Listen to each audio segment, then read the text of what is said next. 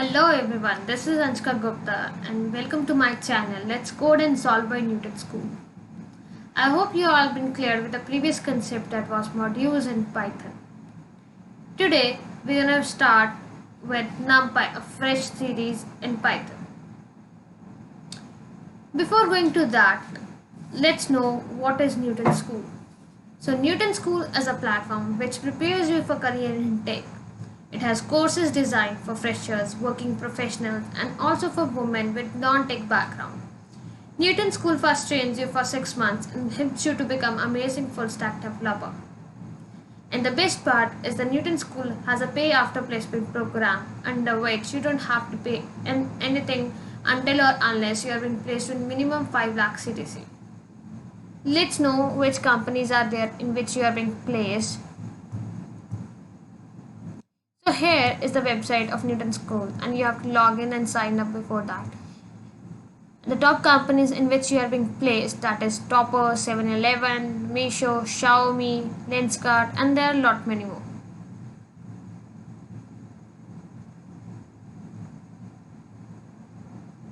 So let's move to what are Numpy and Python.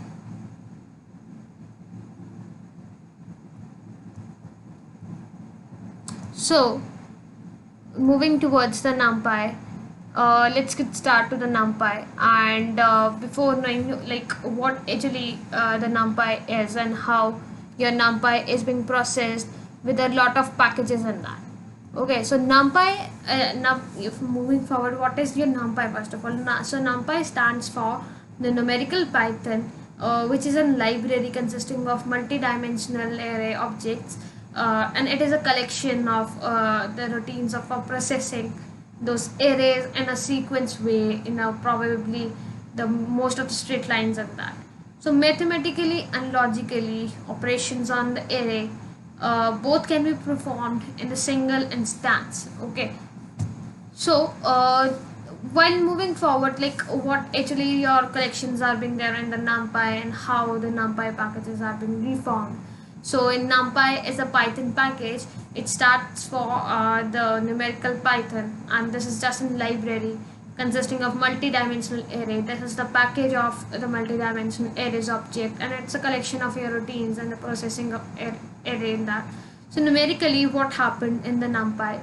There was an ancestor of the Numpy that was developed by the Jim Numeric and Jim Honging, and another package just get to name after that, that is the num array, and which was developed for adding some of the more functionalities or some of the more additional functionalities in that. So there are a lot many who have been contributing to the open source as a project in that. So now the classification of your Numpy is the first of all the structural, and another one is the unstructured and non-structured. So these are the classifications of what type of your structured data is and what type of your that non-structured or the unstructured data is. So in structured data, we have a huge value and huge formations of the values in a particularly basic structure. So it is just in data that has been predefined, and it has been formatted to get a set of structure before being placed in some of the data storage either or in the schema writing. Okay, so in the it is followed by the schema on write. So the best example for the structured data is the relational basis databases. We use the SQL, NoSQL. Then there is the Excel sheet also we use to just record some of the values in our SQL part. So what are the pros of your every structured data, and every unstructured data has a pros and cons. And for pros and cons in the structured data, we had first of all we have three types of three different key benefits of the structured data. That is, it is easily used by the machine learning algorithm. Second is it is easily used by the business user. Then third is it increases the access to more of the often tools in that. Okay, so basically suppose you have an easiest manner of your structured data that is the beneficial for your the product you are being using. So it is just in specific and an organized nature of your structured data, which allows you to get the manipulation and the querying of the data easily. Second is it is easily used by your that business user, because it has a benefit of getting the average business also with the outstanding and the data relates, because there is no other need to get in depth with understanding of various different types of data and various type of your open shift also in that, because it will be giving you the problems ultimately to you if the data is not refined. Third point is like it increase the access to your more of the tools. Obviously when you have a structured data and a more refined data, so it will be giving you the benefit of being, it will be getting a far longer, far easier and far handable. Okay, these are all the benefits you've been getting while using the more of the data in that. So every data having the choice in that whether you want to ingest or not. So now moving forward to what are the cons of your structured data. So similarly, the pros of the pros of your structured data, we have then cons of structured data also. Basically, we have three basic drawbacks of the structured data. That is that it is a predefined purpose limit use. Second is it has an the less use of the limits of the flexibility or the use of that manner in the structured data, or more often your use cases are not there. Okay, third is it has a limited storage options. Okay, whenever you are being using some cost of the cloud or the data warfare, you have in scalability. Okay, and the maintenance expenses are also there on the equipment premises. While writing on a schema, okay, so suppose you are being writing on a schema and your data definition is being there to benefit your structured data.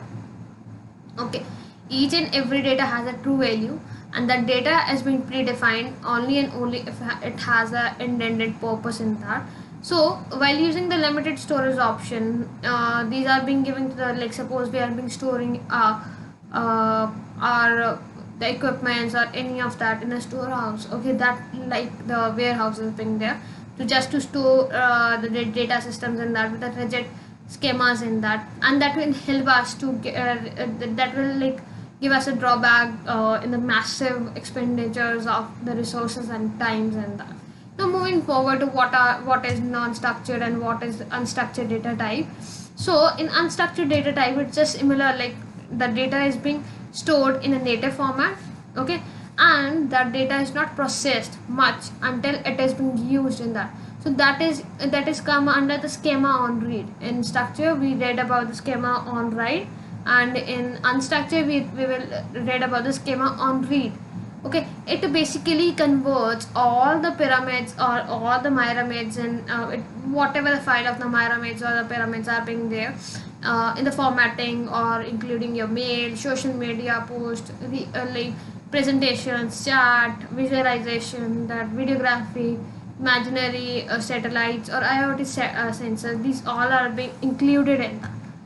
So the pros of your structured data and unstructured data has been basically opposite to each other. In as we read in the pros of the and cons of the structured data. Similarly, we have the pros and cons of unstructured data also. That has more strength and the weaknesses for the specific business needs. Okay.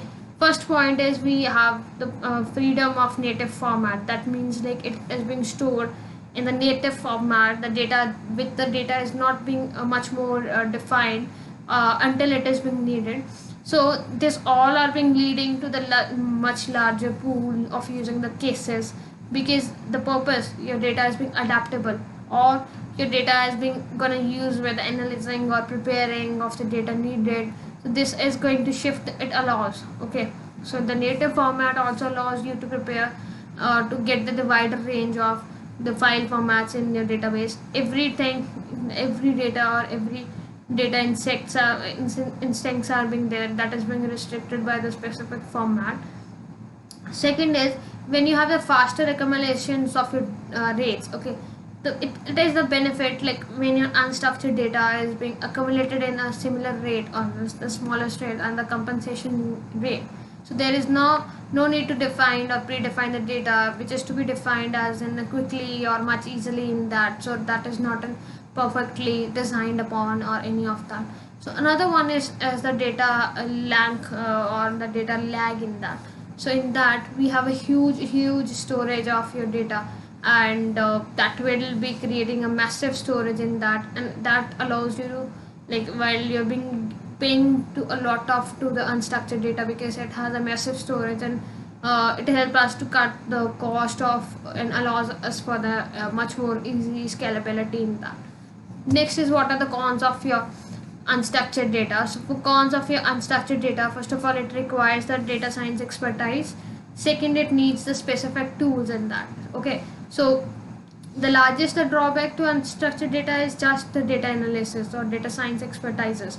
Okay, the major business user cannot use the unstructured data is just because of undefined or unformatted nature in that. So basically the topic of array or a topic of whatever the data it is and how it's gonna make us the useful depends upon all being related on the how the data has been expertises. So second point is it has specified tools in that. Okay, so in addition to the required expertises or unstructured data requires it has more of the authentications to manipulate the structured data tools rather than getting the product for the unstructured data. See, we have a features of Numpy too, just like Numpy only and only target the C Python reference implementation of the Python. So which means like it is a non-optimizing bytecode interpreter, and every compiler has been used. So Numpy always and always addresses the slowness problem partially to the structured as well as the unstructured. Efficiency is much more greater in your Numpy rather than any other. Using Numpy in Python, it gives you the functionality more incomparable to any of the MATLAB or your Matplotlib, any of that, since these they both are being interpreted and they are being used no longer by the user to write the faster program as long as the operation of the work is being done. Okay, so these all are being a large number which will be having the specified tools. I hope it's been clear to you. All the points are being clear to you. Thank you for watching my video. Stay tuned, like the video and subscribe to the channel.